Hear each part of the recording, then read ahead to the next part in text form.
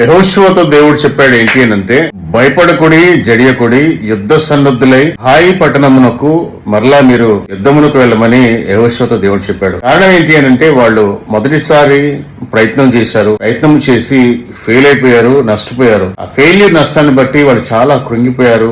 అలాగే ఓటమి వారి జీవితంలోనికి ఆ ఓటమి ఆవరించడం ద్వారా వాళ్ళు మానసికంగా చాలా నష్టపోయారు. అయితే ప్రభు వాళ్ళతో చెప్పారు, మీ జీవితంలో ఈసారి మరలా ప్రయత్నించండి, ఈసారి నేను మీతో తోడుగా వస్తాను. కారణం ఏంటి అని అంటే, వాళ్ళ జీవితంలో వారు చేసినటువంటి చిన్న పొరపాటు, ఆ పొరపాటును వారు సరి చేసుకున్నారు, ప్రభు సన్నిధిలో మరలా స్థిరపడ్డారు. అయితే ప్రభు చెప్పారు, ఈసారి మరలా ప్రయత్నించండి, యుద్ధ సన్నద్ధులై జడియవద్దు, భయపడొద్దు, దిగులు పడొద్దు, ఈసారి తప్పకుండా నేను విజేతగా మిమ్మల్ని నిలబెడతాను. మై ఫ్రెండ్స్, మీ జీవితంలో నష్టపోయారా, ఓడిపోయారా, కృంగిపోయారా? ప్రభు చెప్తున్నారు, మరలా ప్రయత్నించు, ఈసారి నేను నీకు తోడుగా ఉంటాను. ఒకవేళ మీ హృదయంలో ప్రభుకు అయిష్టమైంది ఉంటే ప్రభువుని క్షమించమని అడగండి.